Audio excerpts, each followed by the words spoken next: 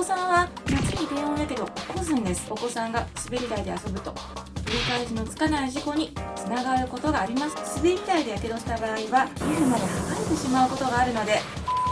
しないでそのままください。皆さんこんにちは。皮膚科医の玉木ゆきです。このチャンネルは皮膚の病気でお悩みな患者さんに正しい知識を世の中に広げるため、現役皮膚科医の玉木ゆきがお送りします。今日お話しする内容は意外と知られていないお子さんの気をつけていただきたいやけどについて、子供によくあるやけど、子供の低温やけど、実際にあった低温やけどのニュース、やけどとは、低温やけどの特徴、対応方法について皆さんにお話をさせていただきます。最後までご覧いただきますと、お子さんのやけどについてよくわかるようになると思います。気になる方はお近くの皮膚科を受診なさってくださいね。綺麗な肌を目指して皮膚科医が肌トラブルのお悩みを解決します。子供って公園が好きですよね。家の中では飽きてしまうので、外で遊ばせようってなりますが、特に危険なのが夏の日差しで暑くなった滑り台や遊具の金具でやけどしてしまうことがあります。夏の暑い日にアスファルトで遊んでいると、気温が40度だとアスファルトは70度ぐらいになり、やけどします。これは普通の高温やけどです。30度の真夏日だとアスファルトの温度は60度ぐらいにもなっています。こんな日に素足で遊んでたら当然やけどします。特にお子さんの場合は大人よりも地面に近いので、感じる暑さもアップします。夏の滑り台も熱せられた鉄板のように熱くなってしまいますので、目を離した隙にうっかりお子さんが滑り台で遊ぶと取り返しのつかない事故につながることがありますのでご注意ください。一般的にやけどっていうと、お湯にかかったとか、調理中に火や鍋に触れたとか、高温のものに接触したってイメージがあると思います。通常65度以上のものに皮膚が触れると瞬時にやけどは起こります。夏の公園にはシーソー、ブランコ、鉄棒などの鉄製の金具が使われていますし、35度以上の猛暑日は砂場とかも70度近くになっていることがあります。その他にも機械式の駐車場の床や車のチャイルドシートとかも要注意です。このように60度なら1分、70度なら1秒触れただけでもやけどしてしまいます。夏でお子さんが暑い遊具でやけどしちゃうってことは皆さんも想像できると思うんですが、気をつけなければいけないのが高温やけどだけではないんです。実はもっと注意していただきたいのが低温やけどです。夏に低温やけどってびっくりされちゃうかもしれませんね。低温やけどっていうのはそれほど高くない40度から55度ぐらいでも長時間触れてしまえばやけどをするって場合があって、これを低温やけどと言います。だいたい44度ぐらいだったら7時間、50度なら2分ぐらいで低温やけどを起こします。お子さんは夏に低温やけどを起こすんです。しかも実は低温やけどって放っておくと普通のやけどよりもひどくなることがあるんです。特に子供の皮膚は薄くて、皮膚の奥まですぐに熱が伝わってしまいますし、皮膚の面積も狭いので重症化しやすいのがポイントです。滑り台の場合は、高温の場合は当然やけどしますが、触って熱々までになってない時でも摩擦がありますし、滑り始めてから滑り終わるまでの長い間、皮膚と接していることになるので、高温でなくてもやけどを起こすことがあります。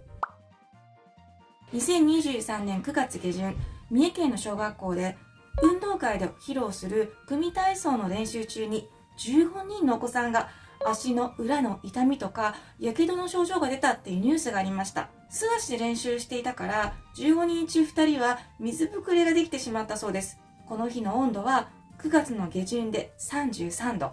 軍手とか靴下とか靴を履くなどの対応に気をつけなければいけませんね。低温やけどは60度以下の熱によって引き起こされるものですが、やけど自体は1度、2度、3度と3つに分類されています。1度は皮膚の一番上の表皮までの軽いやけどで、皮膚が赤くなってヒリヒリしますが、傷跡は残りません。2度はやけどが真皮にまで及んでしまって水ぶくれができてかなりヒリヒリした強い痛みが出ます。だいたいこの状態で皮膚科を受診される方が多いです。3度はやけどが皮下組織まで及んでしまって、神経もダメージを受けて逆に痛みが出なくなります。こうなると治るのに非常に時間がかかって、皮膚の移植とかが必要になることがあります。人は熱いものに触れるとすぐに気づくので、熱いものから離れることで対応できます。でも低温やけどの場合は40度から50度ぐらいのものに長時間触れることでできるので、すぐには気づかないことが特徴です。数時間同じ場所に当たっていると、皮膚の奥の方までじわじわと暖かくなっていき、やけどが広がっていって、予想以上に深いやけどになることがあります。低温なのでやけども軽いんじゃないかって思われがちなんですが、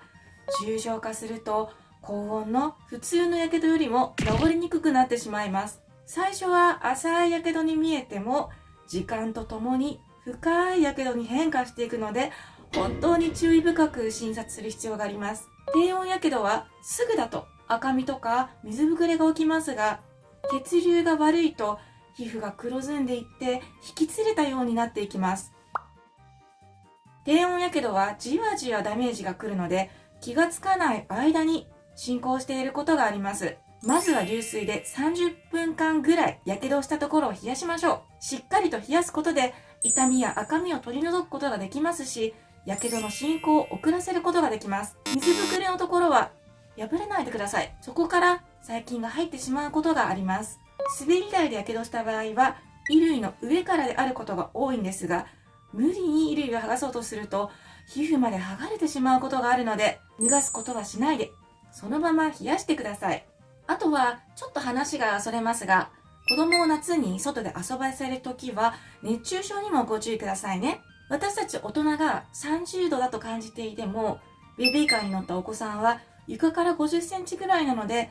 2度ぐらい温度を高く感じるので、32度ぐらいに感じていますので、熱中症になることがあります。首周り、脇の下を保冷剤で冷やすなども必要です。お子さんの場合はいろんなことに興味があり、注意力が低く、危険を予測する力がないので、小さいお子さんの場合は特に何度も転んでしまうので、夏の暑い日にマンホールに手をつかないように、涼しいところで遊ばせるようにしてください。綺麗な肌を目指して皮膚科医が肌トラブルのお悩みを解決します。ということで、今日はお子さんのやけどについて、子供によくあるやけど、子供の低温やけど、実際にあった低温やけどのニュース、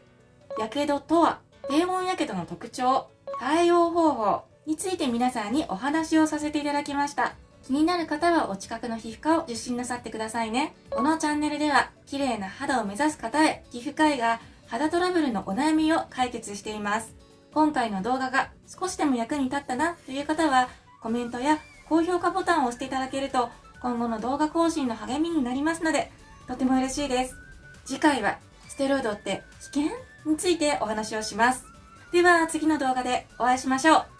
さようなら。最後までご視聴ありがとうございました。このチャンネルでは、綺麗な肌を目指す方へ、皮膚科医が肌のトラブルのお悩みを解決しています。コメントや高評価ボタンを押していただけると、今後の動画更新の励みになるのでとても嬉しいです。それではまた次回の動画でお会いしましょう。